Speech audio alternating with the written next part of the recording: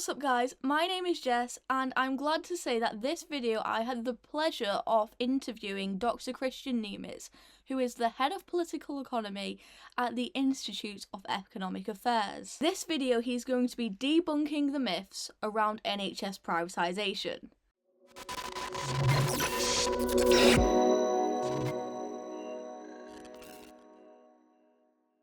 What do you think the risks are of the NHS being known as something that can't be questioned, that the threat of privatisation means that any sort of reform is seen as unquestionable? What do you think the consequences of that will be?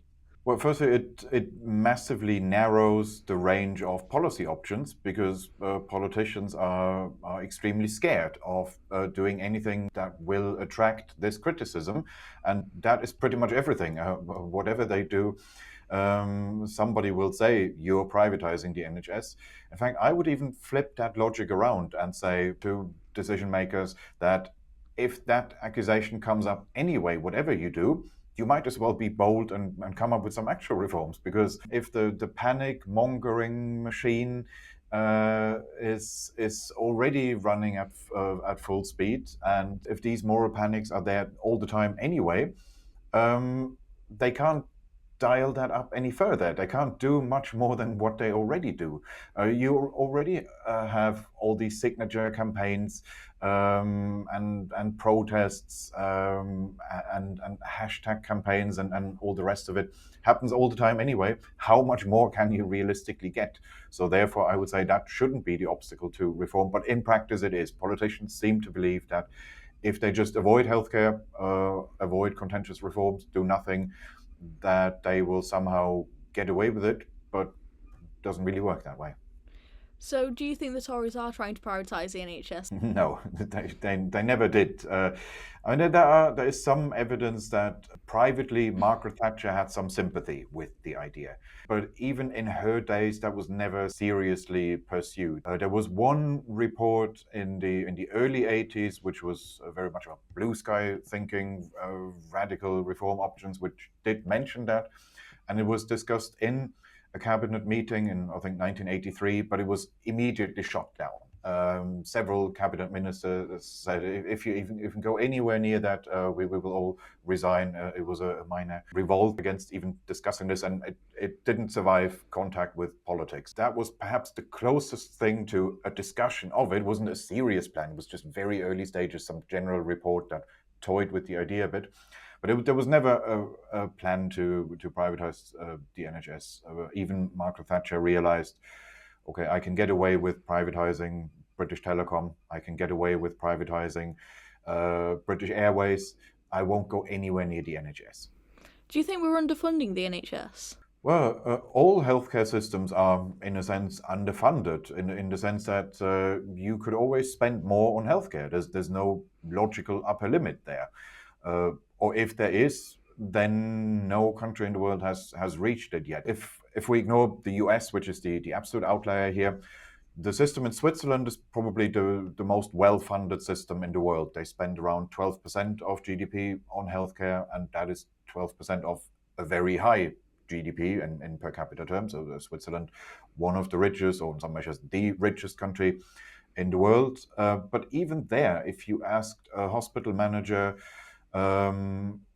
what if I gave you another £1 million or Swiss francs? Would you know how to do with it? And of course, they would say, oh, yes, absolutely. I would spend it on this and that. I would buy new equipment, some new technology, hire another doctor, another nurse, whatever. It's never at a stage where decision makers in the healthcare system would say, no, I would have no idea what to even do with that money. It would just stay in the bank account. You could always spend more. That's the point. Nobody has yet found the saturation point.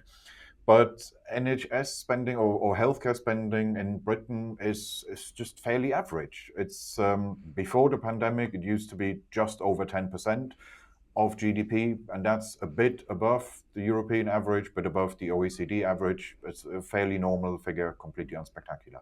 Do you think the NHS is the envy of the world? No, clearly isn't. Nobody is envying it. You don't. I'm not aware of health policy makers anywhere saying we want a system like the National Health Service, or we want to copy this. Of course, if people in low to middle income countries would generally envy first world healthcare, but not specifically the system that we have here. So yes, I can imagine if you move from a very poor country to Britain, then healthcare would probably seem fabulously good to you because, well, it's a richer country and most things are therefore better. Among comparable countries, I'm not aware of anyone expressing envy for the NHS. If anything, I can remember it used to be quite common in German healthcare discussions that when a politician, a left-wing politician, usually came up with some idea that sounded like rationing or state control, that their opponents would say, "Oh no, this takes us into the direction of the British system. How awful would that be?" So if anything, they use it as something off-putting, or at least they at the time. Don't know if that's still a thing, but it certainly was for a while. That was seen as a state-controlled rationing system. Whenever you have conversations about the NHS or criticise the NHS, it's often cited that we don't want an American-style system where prices are high. So how would you respond to that? And do you think that is the alternative? If we get rid of the NHS, would there be an American-style system in its place? No, I mean, that's the least likely alternative. I don't know what exactly would replace it, but I'm certain that it would not be that, because I've never seen anyone proposing that. So I would say whenever somebody presents that likely alternative, that's always a straw man argument and a dishonest argument, because there's just absolutely no political demand for it and nobody even suggesting that. No, the most likely alternative would be we could have a system like some of the European neighbors. I often bring up the system of the Netherlands because that's a system where healthcare spending is almost exactly the same as here, as a proportion of the size of the economy. And that's a universal private insurance system where everyone has private insurance and you are obliged to get insurance from a private company. And the private companies are obliged to accept all applicants. They cannot discriminate, and they have to cover everyone and a basic package. And there's a support program also in place that if you can't afford your premiums, they would be paid for you. That cannot be the issue.